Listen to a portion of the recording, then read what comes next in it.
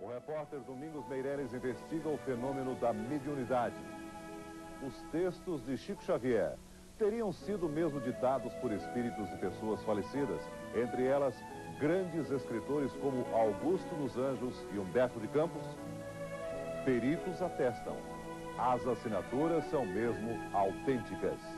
E até a física quântica tem explicação para o fenômeno. O surpreendente caso do jovem Maurício. Pela primeira vez na história, a versão do assassinato recebida por Chico Xavier absolveu o assassino.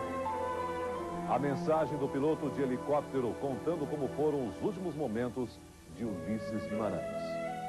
A emoção de quem recebe palavras de um parente morto. Um homem que faz o bem e a todos transmite serenidade. Este é Chico Xavier nos depoimentos de Glória Menezes e Roberto Carlos. Há um mês, Chico Xavier completou 85 anos. Muito doente, ele já não recebe quase ninguém e se viu forçado a interromper o trabalho de mediunidade. Mas os frutos de uma vida inteira dedicada a servir ao próximo estão em toda parte, inclusive na cidade onde ele nasceu.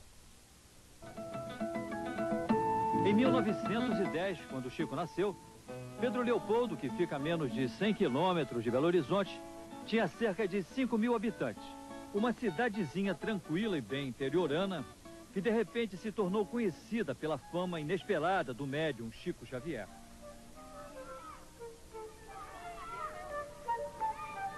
Menino ainda, Chico já apresentava manifestações espirituais que escapavam ao entendimento da família. O pai, por exemplo, achava que o filho tinha alguma coisa de louco. E meu pai não concordava com as minhas informações sobre vozes que eu ouvia. E o sacerdote que me confessava, ele então me aconselhou a aceitar um emprego aos 10 anos de idade, para que meu pai, impressionado com o que eu dizia, não promovesse a minha entrada no sanatório.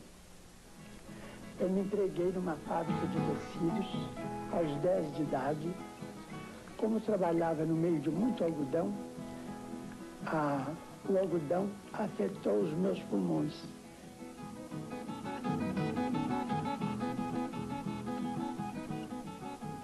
Mas de todos os sofrimentos padecidos na infância, o mais doloroso para o menino Chico foi acompanhar a longa agonia da mãe.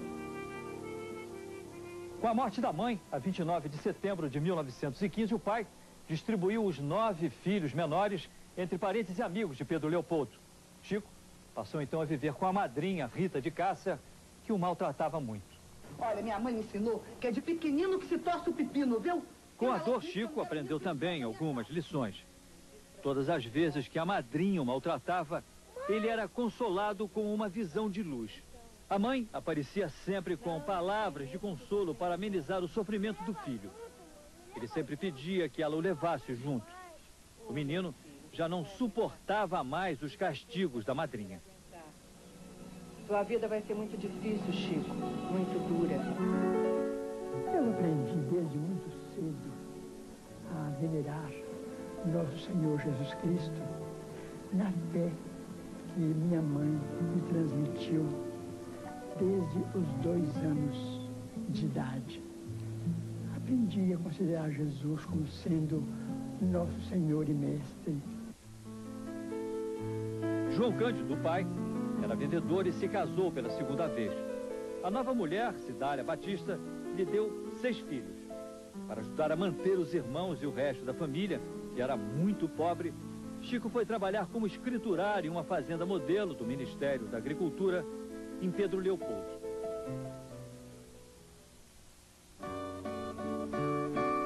Chico Xavier morou 20 anos com as irmãs nesta casinha modesta em Pedro Leopoldo.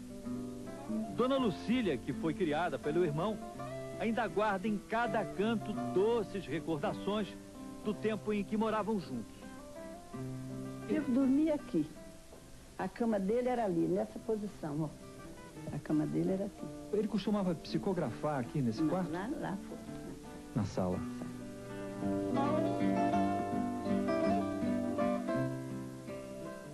Essa foto ali do Chico, aquela foto mais jovem, essa foto em que ele aparece de terno branco, ele tinha quantos anos? 27. 27 anos. Ali ele já trabalhava... Trabalhava na Fazenda Modelo. Ali é um trecho da fazenda. Eu gosto muito de música. Gosto muito de música clássica. Eu ficava escrevendo e ouvindo. Aqui na sala? Na sala. Ele escrevia, ouvindo música e participando dos nossos assuntos. Ah, é? Sem parar de escrever. A música e a natureza sempre estiveram intimamente ligadas à vida de Chico Xavier. Chico Xavier, sempre que precisava meditar, costumava se refugiar em ambientes tranquilos, como o açude da fábrica de tecidos de Pedro Leopoldo. Era um dos poucos lugares onde ele podia ficar em paz e sozinho para poder fazer as suas orações. Foi durante um desses passeios que ele viu pela primeira vez a figura de Emmanuel, o seu mentor espiritual.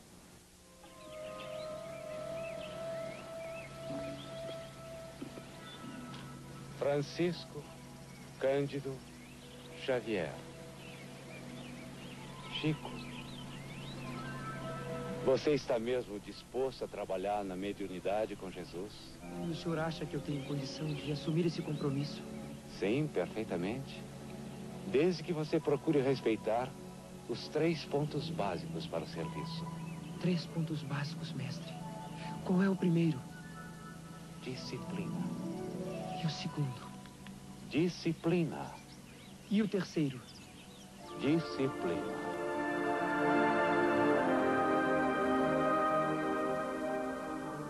O primeiro centro espírita de Pedro Leopoldo foi batizado com o nome de Luiz Gonzaga. Dona Lia ainda se lembra da época em que o centro era um barracão. Chico morava ao lado com os irmãos. Hoje a casa onde ele nasceu, em 1910, também faz parte do centro. É a primeira vez que uma câmera de TV entra nesta casa, que para os espíritas é sagrada. Essa é a casa onde o Chico nasceu. Essa é a casa onde Chico nasceu, demolida para construir o centro. É uma casa bem menor. Bem menor, humilde, simples, como também era e é a família. Mas a casa já está bem modificada, né? Bem modificada. Foi ampliada, mantendo a posição do quarto onde ele nasceu. Hoje o quarto é usado como sala de passes. E aqui foi uma coisa que temos que guardar para o resto da vida, né? Porque aonde ele nasceu é um lugar muito sagrado, que a gente guarda por isso. Mas o que impressionava mais eram as mensagens psicografadas. Chico escrevia de olhos fechados textos atribuídos a autores que já haviam morrido.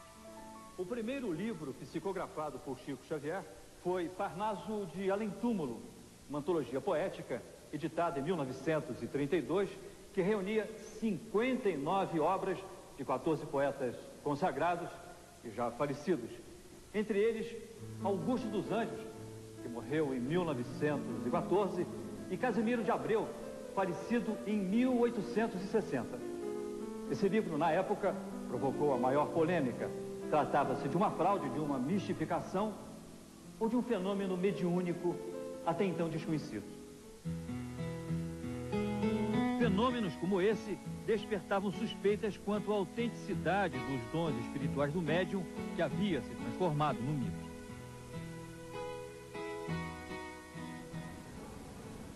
Em agosto de 1944, os repórteres da Vinácer e Jamanzon, da revista O Cruzeiro, foram à cidade de Pedro Leopoldo para testar os poderes mediúnicos de Chico Xavier. Os dois apresentaram-se como jornalistas americanos e fizeram uma longa reportagem com o título Chico, Detetive do Além. Jamanzon fotografou o médium se concentrando e em seguida fez um flagrante que a revista qualificou como sensacional. Chico em transe dentro de uma banheira. Depois, o médium aparece lendo, psicografando e em momentos de descontração dentro da casa onde morava com as irmãs. As fotos revelavam que eles estavam diante de um homem extremamente ingênuo. Jamanzon e Davi Nasser saíram então de Pedro Leopoldo convencidos de que os poderes mediúnicos de Chico Xavier não eram assim tão excepcionais. Se ele era realmente orientado por Emmanuel, o seu guia espiritual, porque a verdadeira identidade deles não tinha sido descoberta. Mas ao chegarem em casa e abrirem os livros que haviam recebido de presente do médium, tiveram uma surpresa. Quando foi de madrugada, o Manzon me telefonou dizendo: você já viu o seu livro que o Chico Xavier nos deu? Eu falei: não. Então veja, eu fui ver no escritório, no meu escritório de casa, e estava escrito exatamente isso. Ao meu irmão Davi Nasser, de Emmanuel, ao Manzon ele havia feito uma dedicatória semelhante. Por coisas assim é que eu tenho muito medo de me envolver em assuntos de espiritismo. Centenas de milhares de pessoas já foram atendidas pessoalmente por Chico Xavier. Daqui a pouco, você vai ver imagens inéditas do início do trabalho do médium. Cenas aéreas mostram as filas imensas que se formavam à porta de Chico Xavier, em Uberaba. Benhur. Em 1959, Chico Xavier bateu a porta de casa e trocou a pequena Pedro Leopoldo por uma cidade maior. Uberaba, quase na divisa de Minas com São Paulo. Uberaba logo passaria a ser conhecida em todo o país como a capital do espiritismo. Assim que chegou a Uberaba, Chico foi morar nesta casa em companhia de um amigo, o médico e médium Valdo Vieira. Há vários anos que os dois trabalhavam juntos, psicografando livros numa espécie de parceria espiritual. Chico psicografava um capítulo na cidade de Pedro Leopoldo e Valdo psicografava o outro aqui em Uberaba. O primeiro fruto dessa dobradinha mediúnica com o médico Valdo Vieira foi o livro Evolução em Dois Mundos, uma obra de extraordinário valor intelectual, segundo os espíritas. Na apresentação do livro, a mensagem de André Luiz, eu que recebi. E a mensagem básica inicial de Emmanuel, foi ele que recebeu. Outro fruto dessa parceria foi a Comunhão Espírita Cristã, um centro erguido ao lado da casa onde Chico e Valdo moravam. Na varanda da casa eram servidas diariamente refeições aos pobres da cidade. Uma tradição que se mantém até hoje. Naquele tempo era a base de 300, 400 pessoas que tomavam sopa aqui. Mas quem melhor documentou essa época foi o jornalista Jorge Rizzini. Ele se orgulha de guardar em casa um verdadeiro tesouro. O filme que ele mesmo gravou no início dos anos 60, logo depois que Chico foi morar em Uberaba. Aqui nós pegamos o avião, tomamos o avião para poder filmar. Isso é a fila? A fila gigantesca da distribuição do Natal. Então a fila é gigantesca O tamanho da fila, de pessoas carentes das favelas, porque Uberaba tem muita favela. É muita gente mesmo. Mas essa multidão não se concentrava na porta de Chico só nos dias em que ele e Valdo Vieira distribuíam mantimentos. Quase todos os dias era assim. Chico costumava circular entre o povo, ouvindo pessoas e resolvendo problemas. Aquela pessoa traz um problema. Todos nós temos problemas psicológicos, conflitos emocionais, físicos, problemas físicos. Então, e o Chico atende a todos. Esse compromisso de amar o próximo com a si mesmo o tem acompanhado ao longo de toda a sua vida. Ele sempre foi uma pessoa muito boa de convivência, muito dócil, prestimosa e com, vamos dizer assim, um espírito assistencial permanente. Como a própria psicografia, que virou uma espécie de marca registrada da sua mediunidade. Ela, inclusive, acabou por transformá-lo no médium mais respeitado do país. O médium Valdo Vieira, que estava sempre a seu lado, também participava dessas sessões de psicografia. Quando o médium começa a psicografar, ele sente que tipo de sensação física? A sensação é agradável quase sempre. Há uma contração de músculos e de sistemas. Se o médium está mais ou menos semiconsciente, Agora, ele vê que ele está sendo possuído, ele é impulsionado por uma inteligência, uma força, vamos dizer assim, coesa, que o domina completamente. E o fluxo, então, daquela ideia passa por ele, atinge o processo da mão, as rédeas passam para outra consciência, outra inteligência que está dominando ali temporariamente. Como é que você explica aquela velocidade na hora da psicografia? Mas a coisa mais séria não é isso. A coisa mais séria é quando esse médico psicógrafo recebe mensagens em poesia, por exemplo, poemas, sonetos. Receber 2, 3 sonetos simultaneamente, às vezes até em línguas diferentes, numa velocidade espantosa, temas diferentes e que estão quase sempre relacionados com pessoas que estão chegando ali pela primeira vez. Chico fazia sempre questão de ler os poemas que psicografava. Lamento de quem ama, do mais nobre aos mais plebeus, mesmo florindo na lama, é um lindo do amor de Deus. Alta de Souza.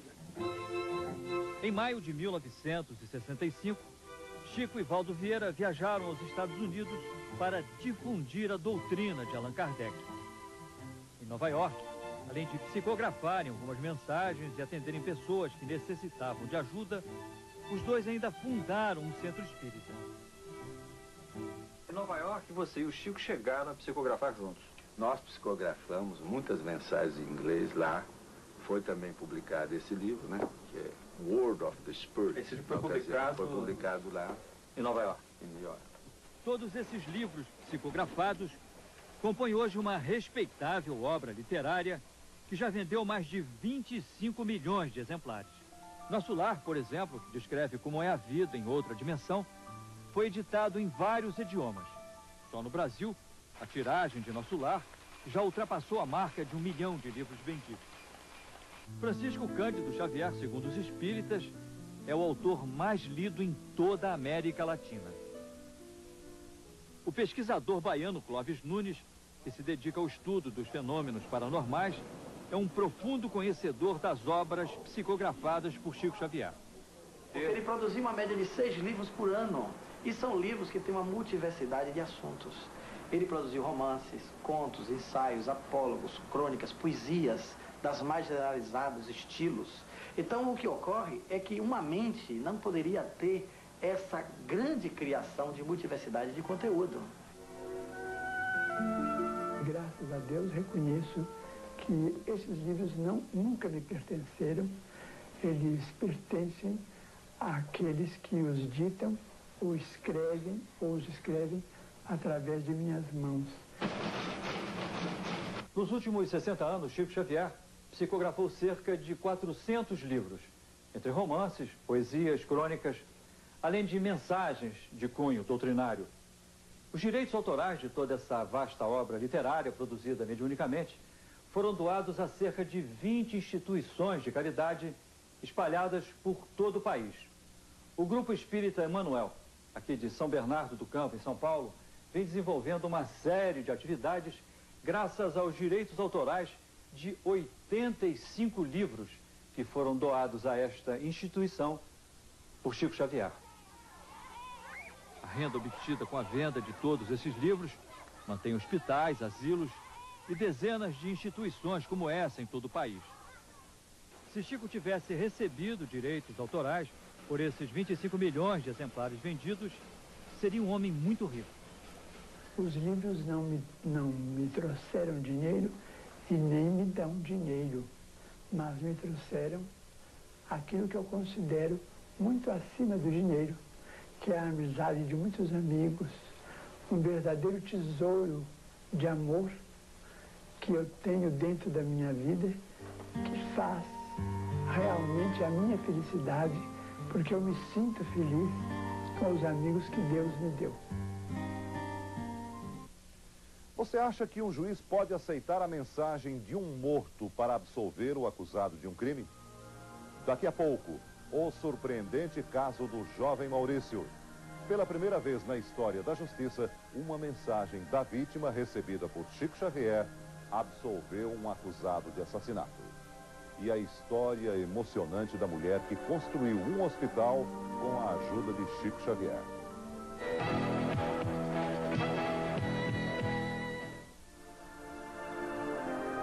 primeira missão que Chico recebeu de Emmanuel, o seu mentor espiritual, foi a de escrever 30 livros.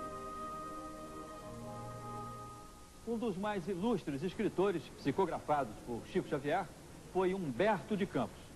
As obras mediúnicas a ele atribuídas tiveram na época um sucesso tão grande que a viúva resolveu processar o médium por causa dos direitos autorais.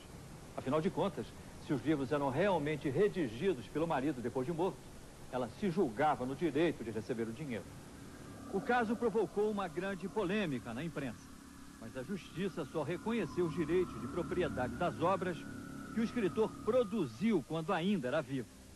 No ano seguinte, para evitar problemas, os livros mediúnicos de Humberto de Campos passaram a ser psicografados com o pseudônimo de Irmão X. A psicografia de Chico Xavier já serviu também para resolver um intrincado caso policial.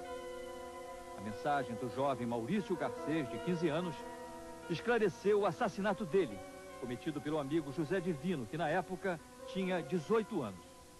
Como foi que tudo aconteceu? O Maurício estava lá em casa, a gente estava numa despensa lateral cozinha, ouvindo música, conversando. E ele me pediu um cigarro, eu falei que meu cigarro tinha acabado.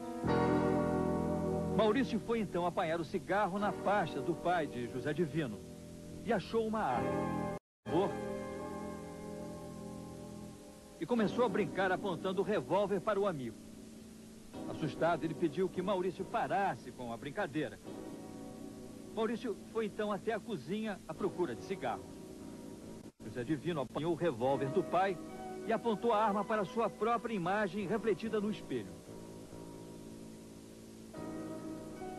Maurício surge no momento em que José Divino puxa o gatilho. Eles não sabiam que tinha ficado uma bala no tambor. Os pais de Maurício até hoje não esqueceram o que aconteceu naquela trágica manhã de 8 de maio de 1976. A gente ficou muito magoado, muito triste. Não aceitamos a morte dele com facilidade. Foi um choque muito grande. Não é fácil perder um filho.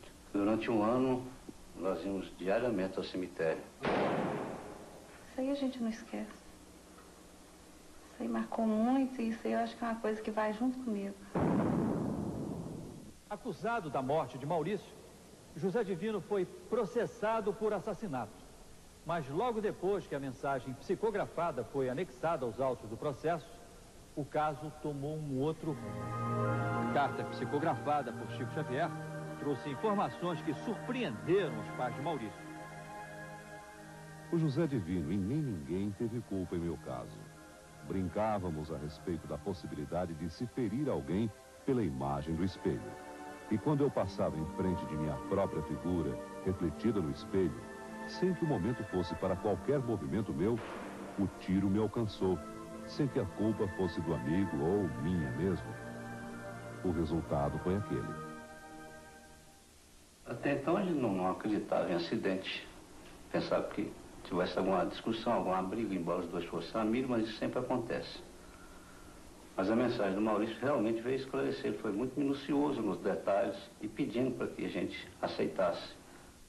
Outra coisa que também chamou a atenção dos pais foi a assinatura da mensagem psicografada. Quer dizer, a assinatura da carteira de identidade era idêntica com a assinatura da mensagem psicografada pelo Chico Xavier. Até o juiz Olimar Bastos ficou impressionado com as revelações contidas na mensagem que Maurício tinha enviado para os pais. Porque a mensagem, vinda lá de Uberaba, escrita por Chico, coadunava justamente com o depoimento do Zé Divino. E aquilo me deixou... Confirmava o depoimento. Exato, confirmava quase as mesmas palavras que o Zé Divino disse no seu interrogatório. Aí eu não titubeei. O juiz, do seu livro, Convencimento, eu então dei a sentença absolvendo o Zé Divino. Mas o Tribunal de Justiça do Estado de Goiás anulou a sentença do juiz e determinou que o réu fosse submetido a um novo julgamento, desta vez pelo Tribunal do Júri, sob acusação de homicídio. O corpo de jurados, depois de examinar os autos do processo, tomou uma decisão surpreendente. Reconheceu também como autêntica a mensagem de Maurício, psicografada por Chico Xavier, e absolveu José Divino.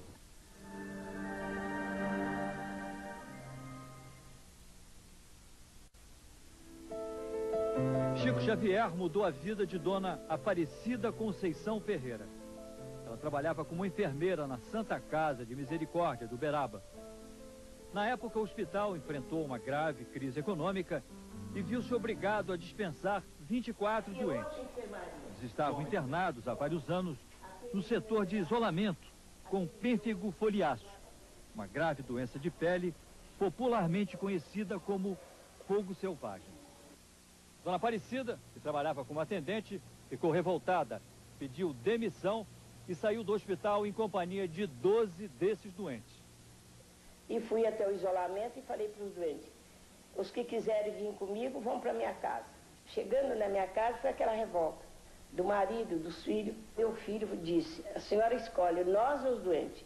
Eu falei, eu fico para os doentes. Depois, o número de doentes que ela atendia havia quadruplicado. Hoje, Dona Aparecida tem um hospital só para cuidar dos doentes dela. Olha, ninguém queira ser pênfigoso. Antes ser canceroso do que ser pênfigoso. Mas para conseguir realizar esse sonho, ela sofreu muito. Chegou até a ser presa pela polícia como falsa mendiga quando pedia esmolas para construir o seu hospital. Como é que a senhora conseguiu construir essa casa? Com a graça de Deus e o povo e a ajuda do Chico Xavier. O Chico entregou os amigos deles para mim. Ele confiou na minha pessoa. Então, por isso, se não for o Chico, eu não tinha construído isso aqui. O vendedor José Alves da Silva é um dos 1000 doentes crônicos de fogo selvagem que foram curados no hospital de Dona Aparecida. Você está curado há quanto tempo? Desde 76. Não foi que o senhor chegou aqui? Eu cheguei aqui caindo nos pedaços, fedendo, aleijado, andando desse jeitinho assim. Agora a doença judia muito. Ixi, toda pessoa pensar que ela é ruim, é mais ainda. Coça, queima, arde, fogueia, dói. A gente conta coçando, dá vontade de coçar. Depois dá vontade de sair no mundo correndo, nem olhar para trás. Tanto que dói, tanto que arde. Esse era também o sofrimento que flagelava todas essas crianças antes de chegarem aqui. Hoje, um pouco mais aliviadas pelo tratamento e pelo carinho que recebem de Dona Aparecida, elas nem parecem que ainda estão doentes. Dona Aparecida ainda sonha em realizar vários projetos aos 81 anos de idade. Mas como é espírita, ela deixou alguns planos para a próxima reencarnação. Queria ser médico, mas queria ser dermatologista. Mas para ver o pênfigo, que é uma doença ingrata, triste. Principalmente a criança. Quando ela está com mau cheiro, ela fala, vó, eu não quero comer, eu estou fedendo. Isso dói na alma. Como se pode provar que as mensagens dos espíritos são verdadeiras?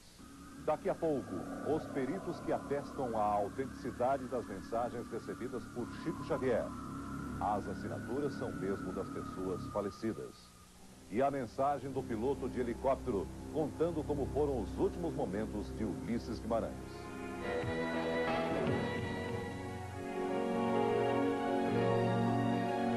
Aos 85 anos, magro e muito doente, depois de ter suportado tantas dores e convivido com tantos mistérios, Chico é ainda um homem cheio de esperanças e de alegria. Nos últimos 2 anos, Chico praticamente não tem saído de casa. O peso da idade, acrescido a catarata que lhe cegou o olho esquerdo, a angina que não lhe abandona o peito e agora as 2 pernas paralisadas, acabaram por transformá-lo num homem frágil demais para continuar o trabalho que vinha realizando. Eu continuo há 3 anos na condição de paraplégico. Mas estou muito feliz. Não tenho nada a queixar. E sim para agradecer. Confiemos em Deus. E mesmo sem as pernas, sigamos para a frente. O dentista Carlos Bacelli e o Oribe Celso Afonso trabalharam durante muitos anos com Chico Xavier. Hoje, eles preenchem o vazio que o médium deixou em Uberaba. Os dois cumprem agora a missão que lhes foi legada pelo próprio Chico quando ainda era um menino. Eu residi em São Paulo e, querendo rever meus familiares em Minas, coincidentemente, encontrei com o Chico Xavier. E o Chico então me falou que eu era portador da mediunidade de psicografia, e eu não sabia disso. Celso Afonso psicografou a mensagem de uma das vítimas de um acidente que emocionou o país. A queda do helicóptero em que viajavam o senador Severo Gomes e o deputado Ulisses Guimarães, acompanhados de suas mulheres. O piloto Jorge Camerato, que também morreu no acidente, meses depois enviou uma mensagem para a mulher dele, Ana, contando como ocorreu a tragédia. Camerato revelou detalhes que eram até então desconhecidos.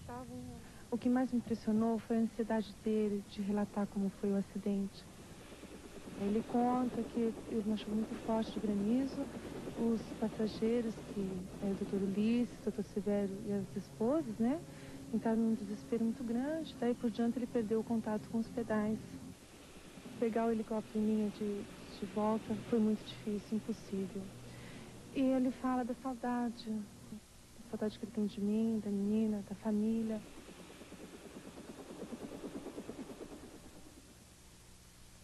Carlos Bacelli, que trabalhou 17 anos junto com Chico, foi testemunha de muitos momentos de angústia e sofrimento em que o médium se comovia com o desespero e a dor das pessoas que o procuravam.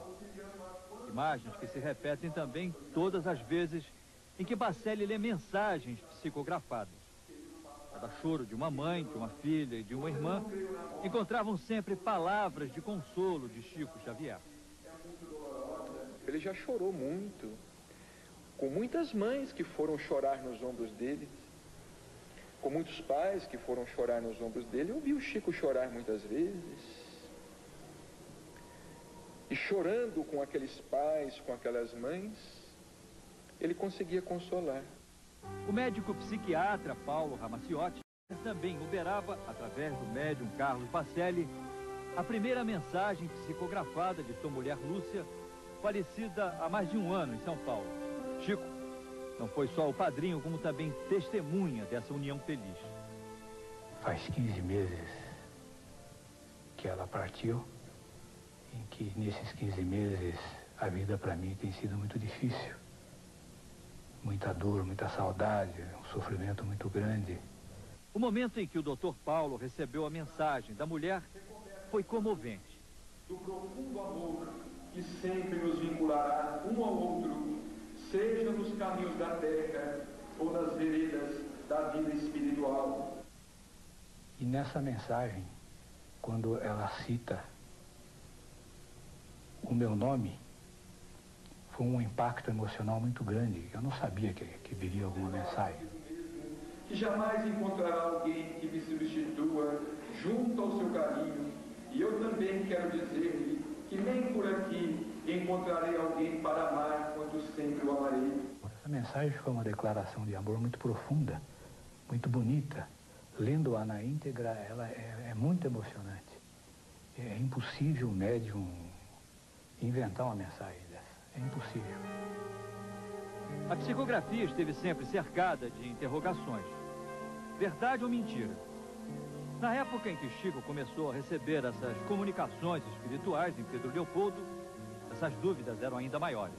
Atraído por essas mensagens, o professor e escritor italiano Pietro Baldi foi ao interior de Minas para conhecer o médium. Em uma dessas sessões, o próprio Pietro Baldi acabou recebendo uma mensagem da mãe, psicografada por Chico em italiano, que não dominava esse idioma. Mas o que mais impressionou o escritor foi a forma carinhosa com que a mãe se dirigiu a ele. Ela usou a expressão mio garofanino, meu pequeno cravo, como costumava chamá-lo quando menino. Outra mensagem psicografada em italiano por Chico Xavier surpreendeu a médica Marlene Nobre, que se dedica à investigação desse tipo de comunicação espiritual. A mensagem de Dona Hilda Mascaro Saulo, ela apresenta uma mensagem em italiano. Ela faleceu em Roma.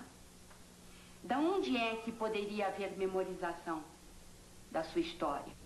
E acontece que foi até motivo de estudo do Dr. Carlos Augusto Perandrea, que é um excelente perito e que escreveu a psicografia à luz da grafoscopia, mostrando exatamente que a assinatura era a assinatura genética, que é aquela com a qual todos nós nascemos. O perito Carlos Augusto Penandréia, durante 14 anos, estudou a psicografia de Chico Xavier, dedicando-se particularmente ao exame caligráfico das assinaturas dessas mensagens. No caso do Chico Xavier, é muito interessante notar que ele recebia mensagens, dezenas e mais dezenas de mensagens, numa sessão que começava às 7, 8 horas da noite e ia até as altas madrugadas.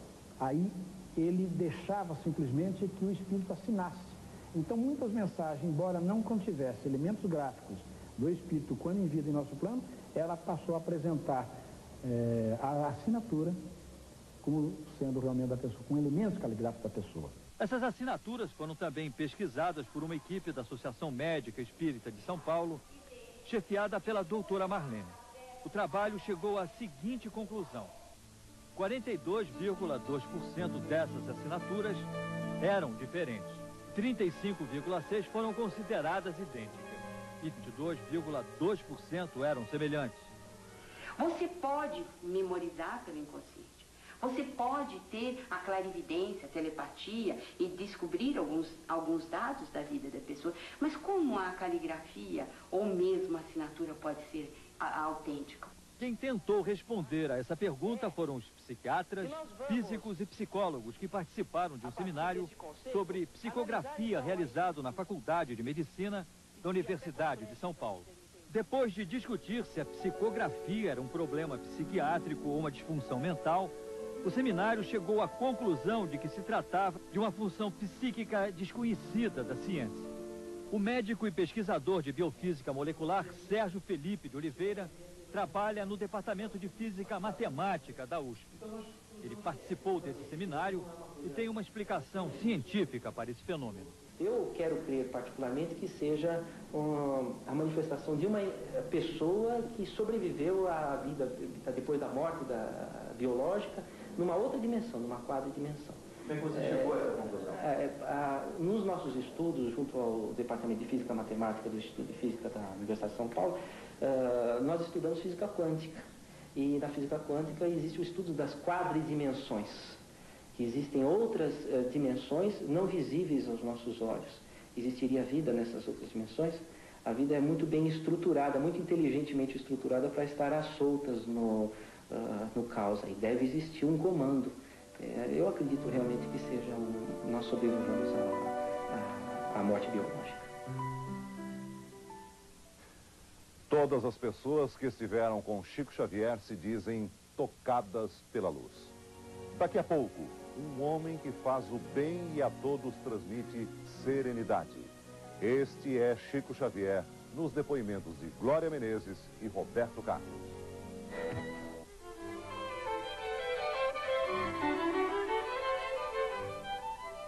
Chico Xavier, ao longo de toda a sua vida, seguiu os ensinamentos do apóstolo Paulo, que sempre considerou a caridade como a mais importante de todas as virtudes. Todos os anos, Chico distribui dinheiro e comida aos pobres de Uberaba.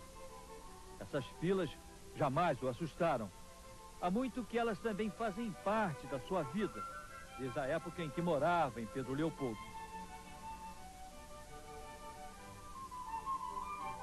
As pessoas, sempre que se aproximavam de Chico, se emocionavam. Foi o que aconteceu com a atriz Glória Menezes, quando esteve com ele no programa Chico Xavier, um homem chamado Amor, exibido pela TV Globo em 1980, sob a direção de Augusto César Vanucci. Ao formular uma pergunta ao médium, a emoção tomou conta de Glória Menezes. Adquirir as coisas. Eu realmente estou me emocionando. A emoção que eu tive foi de felicidade, foi de tranquilidade, porque poucas pessoas existem hoje em dia com a capacidade do Chico Xavier. Eu costumo dizer que o Chico não tem sexo, porque ele veio, não sei da onde, só para fazer o bem. Se eu não acreditasse em Deus, eu passaria a acreditar em Deus depois que eu toquei em Chico Xavier. Esse mesmo sentimento é partilhado pelo cantor Roberto Carlos, que mesmo sendo católico, sempre esteve muito próximo de Chico.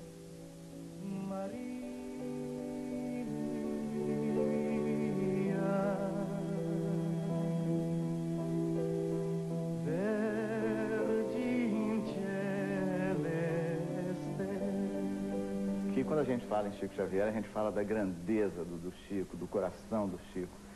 Esse homem abnegado, esse homem maravilhoso que tem dedicado toda a sua vida à caridade, a fazer o bem às pessoas. Eu gosto de dizer que o Chico é verdadeiramente simples, né? E verdadeiramente bom. Se você tivesse que prestar uma homenagem em versos ao Chico Xavier, você escolheria que música do seu repertório? O Amigo, porque fala de fé e de amizade, né? Você, meu amigo de fé, meu irmão camarada, amigo de tantos caminhos e tantas jornadas, cabeça de homem, mas o coração de menino, aquele que está do meu lado em qualquer caminhada. Chico Xavier chega aos 85 anos como um exemplo de vida para os seus semelhantes. Um exemplo de amor, de humildade, de caridade. Um homem que jamais se deixou cegar pelo orgulho e pela vaidade. Um homem que sempre relegou a segundo plano as ambições materiais. Um homem que transformou a sua vida num exemplo de amor. No mundo, a nosso ver, não apareceu, por enquanto, nenhuma frase resumindo uma filosofia correta de vida como aquela pronunciada por Jesus. Amai-vos uns aos outros como eu vos amei. Isto é, amar sem esperar ser amado e sem aguardar recompensa alguma. Amar sempre.